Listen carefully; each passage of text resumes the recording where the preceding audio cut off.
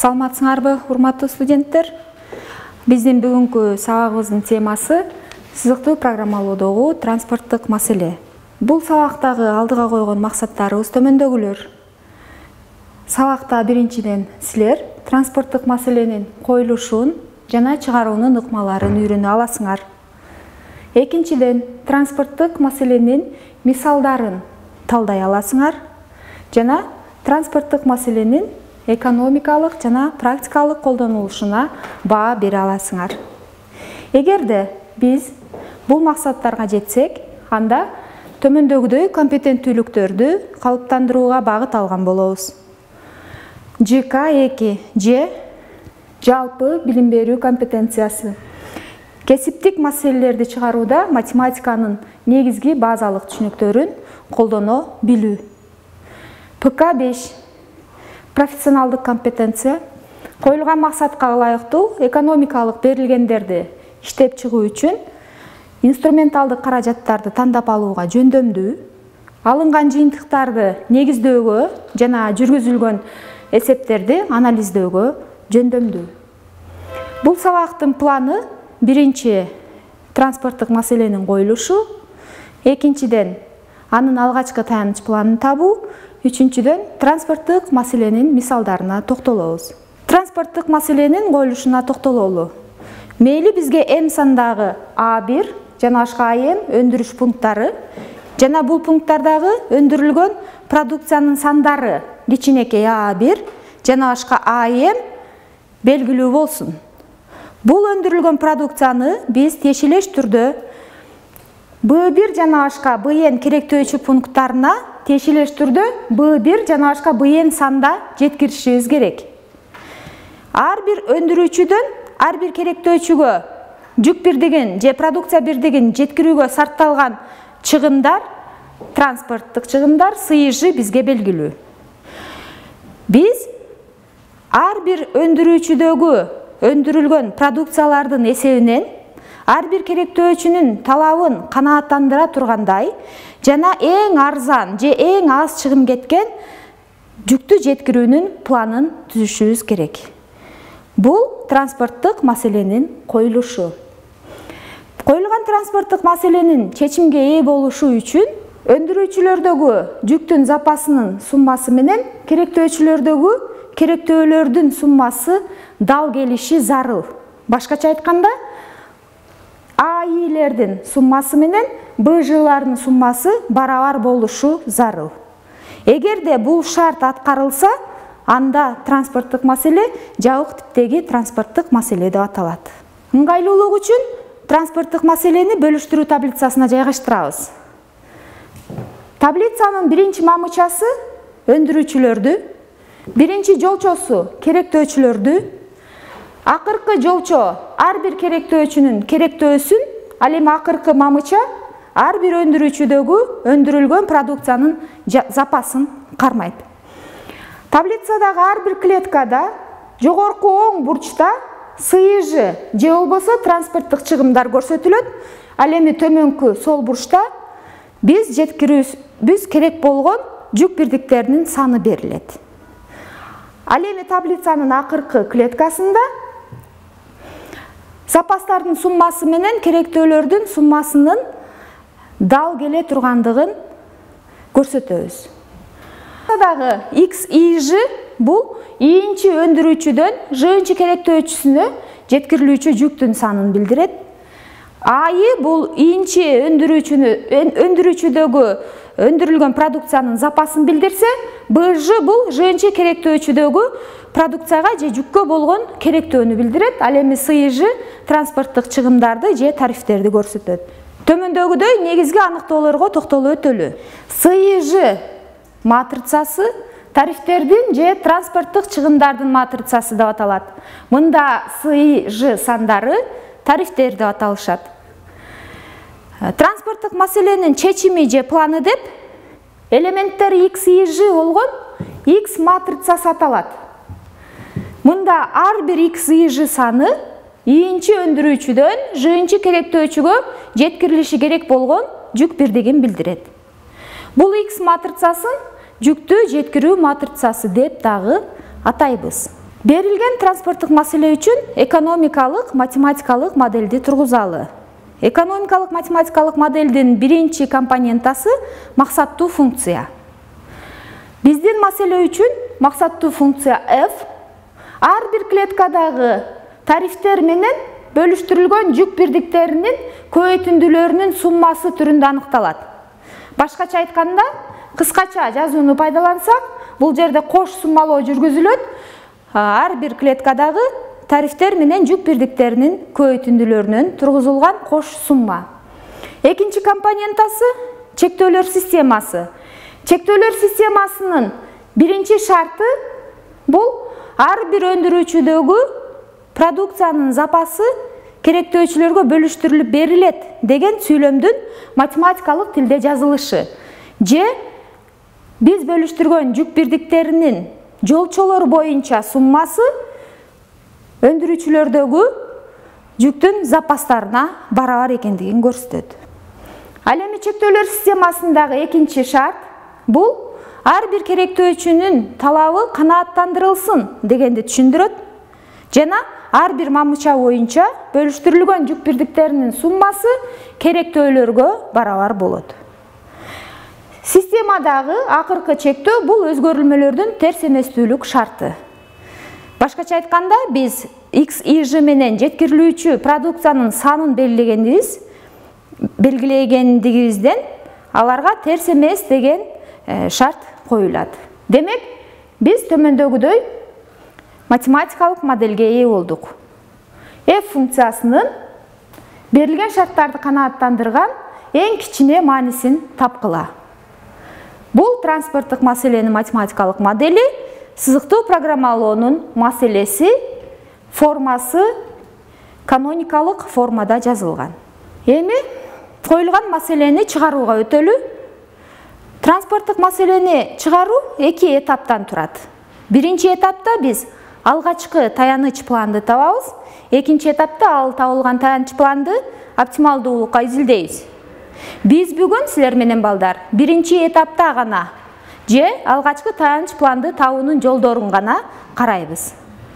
Транспорттук маселенин алгачкы таяныч планын табуу үчүн эки ыкманы колдонолу. Биринчиси түндүк батыш бурч эрежеси. Бул эреженин колдонулушу менен конкреттүү мисалды карайлы. Төмөндөгү транспорттук маселе үчүн түндүк батыш бурч эрежесин пайдаланып, алгачкы таяныч планды тапкыла.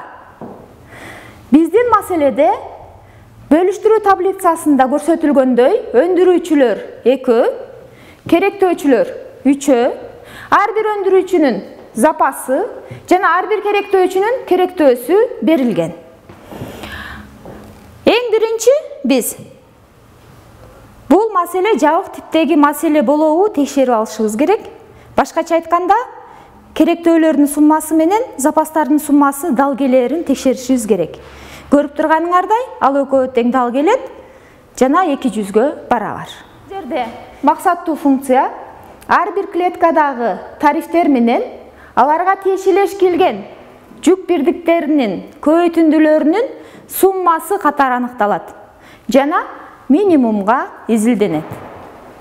Чектөөлөр системасындагы биринчи эки барабардык ар бир өндүрүүчүдөгү продукциянын запасы керектөөчүлөргө бөлүштүрүлүп берилиши керек деген шарттын негизинде түзүлөт жана ар бир жолчо боюнча жүк бирдиктеринин суммасы запастарга барабар болот.